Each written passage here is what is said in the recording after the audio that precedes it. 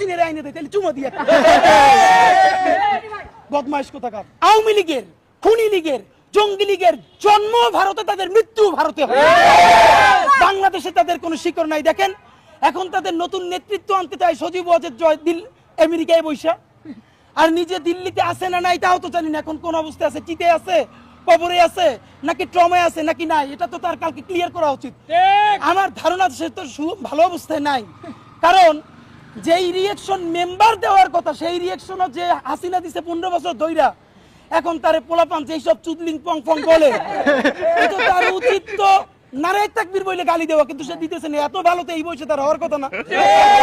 এই যে আমাদের মুখের ভাষা খারাপ হইছে কেমনে, এত শেখ হাসিনা বানাইছে। আমাদের এইখানে এমন পোলাপান আছে জীবনে একটা খারাপ কথা বলে নাই। জুলাইয়ের গণহত্যায় রক্ত দেখা, মস্তিষ্ক উইরা যাওয়া দেখা এমন কোন জঘন্য ভাষা নাই সে শেখ হাসিনার ব্যাপারে প্রয়োগ করে নাই, কারণ গণহত্যাকারীর বিপরীতে মাজলুমের গালি হইল তার মহাকাব্য। বা এখন আবার কিছু বুদ্ধিজীবী দাঁড়াইছে, তোমরা গালি দাও, দিবি কি তাহলে চুমা, হাসিনের আইনে দেয় তাহলে চুমা দিয়ে বদমাইশ কোথাকার। তো এইসব গ্রুপ দিয়ে চলবে না।